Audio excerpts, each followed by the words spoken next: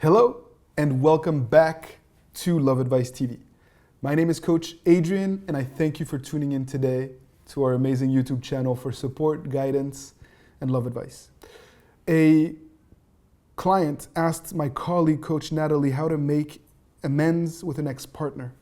And we were talking about this during our lunch break off the record, and I felt that it was a good topic for today's video.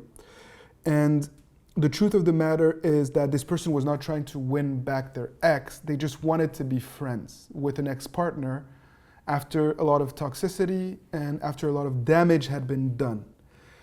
And this notion of making amends was centered around forgiveness and acceptance and detachment. And I felt that it was a worthy endeavor, and that perhaps we don't talk enough about not getting an ex back. Perhaps we don't talk enough about just being friends with an ex and healing from broken trust and pain. And I wanted to talk about this today. And of course, the key is for you to focus first on yourself, on letting go of the resentment, on finding peace, stability, and independence outside of your relationship.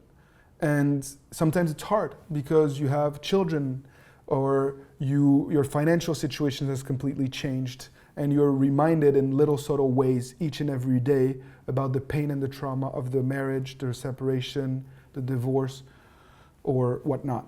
But again, it is an ever-ending struggle with your lower self, with your ego, with your greed, with your controlling nature. And that is a worthy fight. It's something that's worth discussing and something worth celebrating.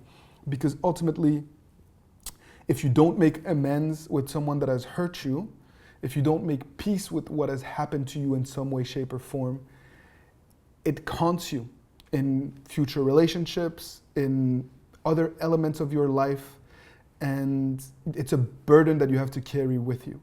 And so you need to commit to letting go of the past resentment before you can expect to make peace with your partner, before you can inspire them to do the same. And it's not about sweeping things under the rug. It's not about being happy with someone else, because that in and of itself will not help you heal necessarily. It's about actually doing the work of accepting what has happened, of acknowledging your shortcomings and accepting your ex's humanity as well, and not blaming them for things that you are responsible for, and vice versa. So the key to this video is that my message to you is, in order to make peace with an ex-partner, to be friends or even to get back together, you have to accept the challenge of letting go of the past resentment and actively work on detaching yourself from the past trauma of the relationship. And you can do that by making sure that you read the appropriate books on healing. You can do that by making sure that in your day-to-day, you actively seek to see the good in other people, to then inspire yourself to see the good in your partner and the worthy lessons that they will have taught you. And you can, of course, do that by booking a private coaching session with me so that we can work on rebuilding healthy communication tools with your significant other. A lot of times, it's not what we say. It's not the content of our words that trigger negative memories or that bring us back to past traumas with an ex or with an ex-spouse.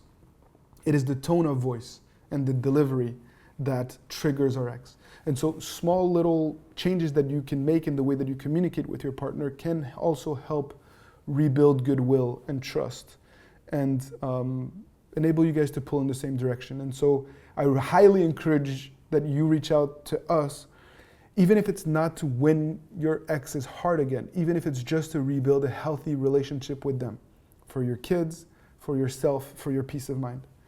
And so I hope that this will resonate with some of you, because many people in the past have reached out just to be on good terms with someone that is important to them and that they've lost, not necessarily to get your ex back. And if this is something that you relate with, please share your thoughts and your comments in the comment section, because you will inspire someone else to realize that nothing is wrong with them. So, as always, thank you for the opportunity. Thank you for tuning in. Thank you for your support. And I wish you only the best on your healing journey. Take good care and keep fighting the good fight.